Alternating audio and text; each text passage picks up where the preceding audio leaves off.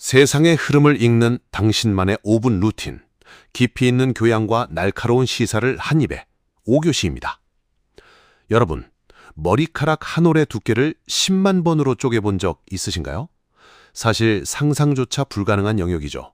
하지만 지금 이 순간 전 세계에서 가장 똑똑하다는 천재들은 바로 그 좁디 좁은 나노의 세상 속에서 총칼 없는 전쟁을 벌이고 있습니다.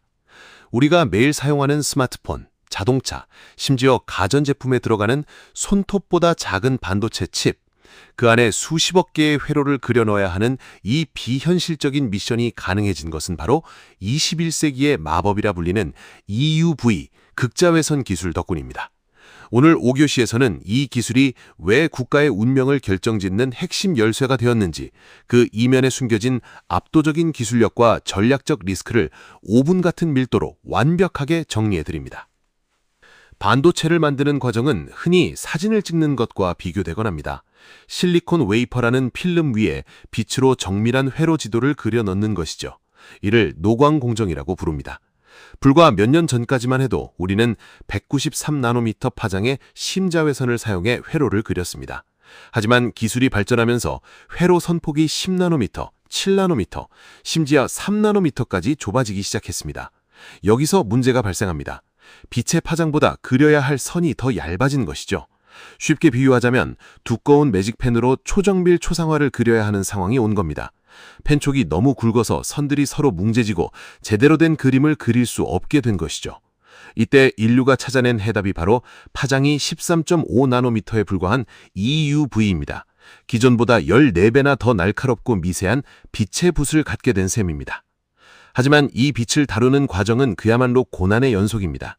EUV는 지독하게 예민한 성질을 가지고 있습니다. 공기를 구성하는 산소나 질소 분자조차 통과하지 못하고 흡수되어 버리죠. 그래서 장비 내부는 우주 공간과 같은 완벽한 진공 상태를 유지해야 합니다. 더 황당한 것은 우리가 흔히 쓰는 유리 렌즈도 사용할 수 없다는 점입니다. EUV가 유리를 통과하지 못하고 그대로 사라지기 때문이죠.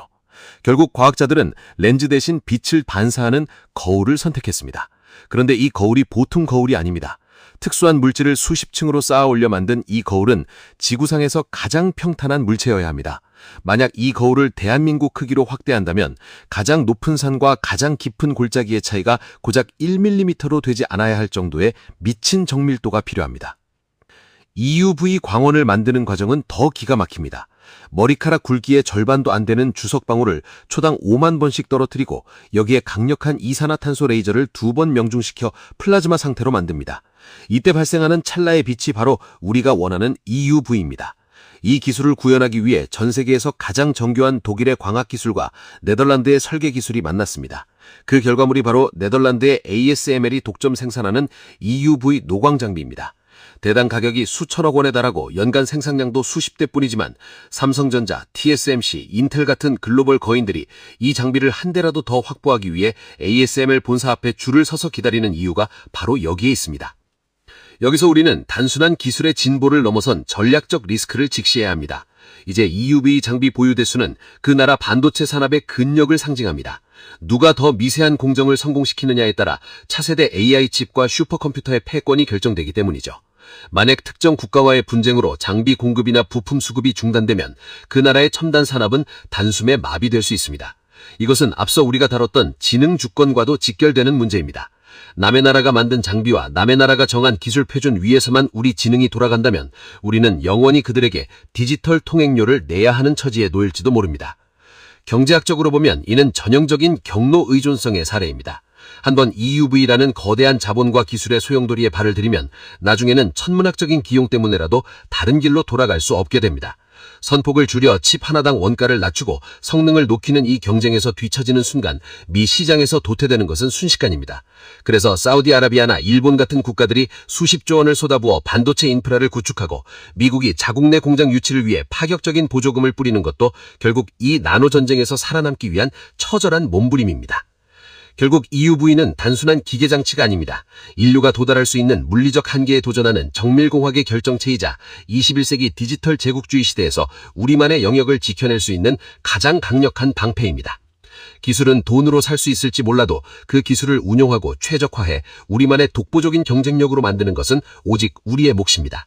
우리가 이 나노의 세계에서 주권을 잃지 않으려면 장비 한 대를 더 들여오는 것을 넘어 그 기술의 본질을 이해하고 생태계를 장악하려는 국가적인 의지가 필수적입니다. 오늘 5교시 수업은 여기까지입니다. 여러분은 이 거대한 빛의 전쟁에서 대한민국이 살아남기 위해 가장 시급한 것이 무엇이라고 생각하시나요? 압도적인 자본력으로 장비를 선점하는 것일까요? 아니면 장비 국산화라는 멀고 험한 길을 묵묵히 걸어가는 것일까요? 2천억 원짜리 장비 한 대가 국가의 명운을 가르는 이 기묘하고도 냉혹한 현실에 대해 여러분의 냉철한 생각을 댓글로 들려주세요. 우리가 함께 고민할 때 비로소 우리의 지능 주권도 더 단단해질 수 있습니다. 수업 마치겠습니다. 구독과 좋아요는 다음 수업을 준비하는 큰 힘이 됩니다. 수고하셨습니다.